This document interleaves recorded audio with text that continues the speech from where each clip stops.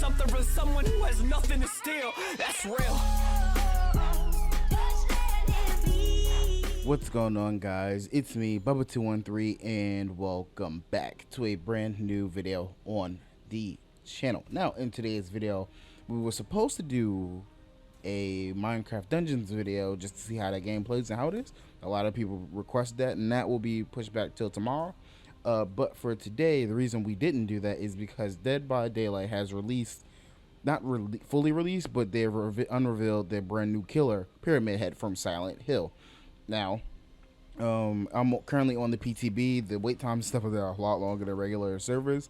So we're going to play a new game. I've already played one game with him before, and the audio and stuff messed up from that. So we're going to play another one. Hopefully we can get all his powers off and show you, how he works. So first thing we're going to do is we're going to go over his perks and the survivor's perks, and then we'll get into a game, all right? So first things first, we got his 3 powers. We have Forced Penance. Those who stand out in a way of duty will suffer harsh judgment. Survivors who take a protection hit are inflicted with the broken status effect for 20 seconds. Right? Not bad at all. Basically, it punishes those who try to take protection hits. Long story short. Next up, we have Trail of Torment. After kicking a generator, you become undetectable for 15 seconds. During this time, the generator's yellow aura is revealed to all survivors. This can only happen every 120 seconds. Finally, we have Deathbound. When a survivor heals another survivor for 1 health state, at least 32 meters away from a killer, the survivor performing the heal action will scream, revealing their location and activating Deathbound for the next 45 seconds. During that time, the survivor will suffer the Oblivious status effect when further away than 16 meters away from the healed survivor. Okay, so decent perks. Okay, guys, we're going to move on to his power, Rights of Judgment. His power has multiple steps to it, so we're going to go one at a time, and I'm going to have example, small clips to show you what they look like, okay? So, first thing we have is Rights of Judgment. Hold the power button to activate, and then move in any direction to carve a trail on the ground. Here's what that looks like.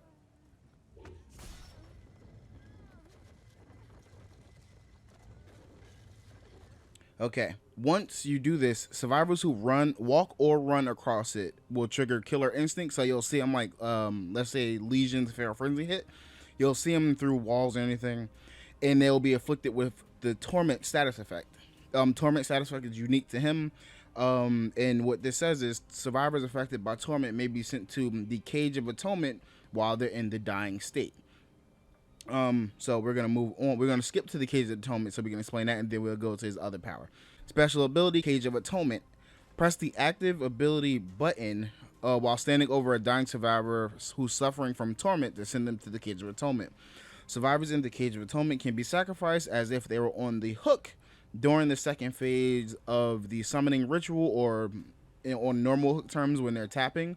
These survivors will have to hit skill checks to hold off the entity instead of tapping the button to hold them back. All right. Next we're going to go on to his special attack, Punishment of the Damned. Pressing the active attacker button while Rights of Judgment is active will perform the punishment of the damned, and it looks like this. Basically unleashes a wave of force damaging survivors in its path. It does not put on this torment effect, which I think it should, but whatever.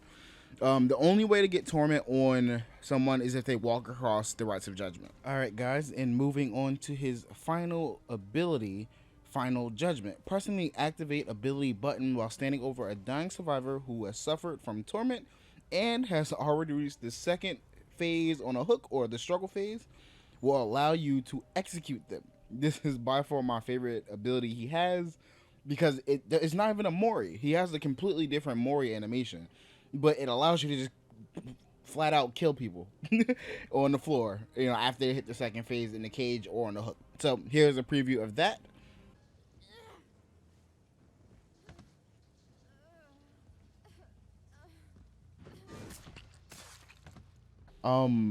His perks are pretty good, unique in his own way. Now, my favorite perk in this entire release comes from the Survivor. So we're gonna switch over to her really quickly. Cheryl Mason. So I'm gonna go to my favorite perk first. Um, Repressed Alliance. Uh, Basically, I'm gonna read what it says, but this perk seems really cool to me.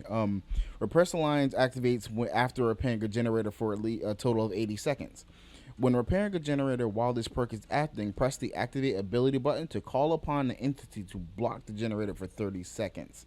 The perk will deactivate after that.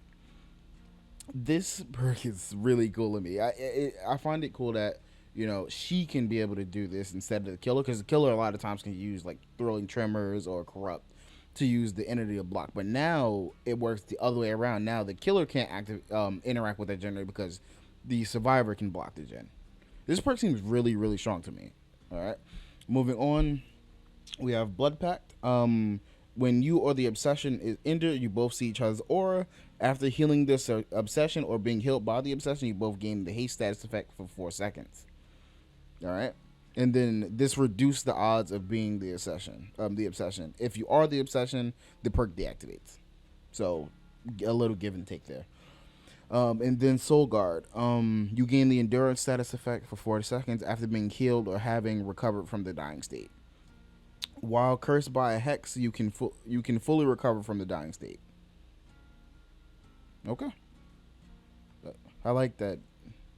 They let you for okay, whatever. That's a cool perk too. I like all the perks in this. This update. I think this would be the most used one. Out of all of them, but they all have very unique perks that can now aid or take away from the game in some way, shape, or form. All right, so. Now, with this being my first time on the PTB, I don't have many blood points or anything, so I'm only gonna have one perk. It is gonna be a very rough time for me on here while playing Pyramid Head. But we'll see what we can do. I'll probably use Deathbound. Deathbound seems to be the best one for not having anything else, so we're gonna use Deathbound and see how far we can make. Actually, I have some blood points, but we'll use Deathbound and see how far we can get in the game. So I'll see you when we get into the game.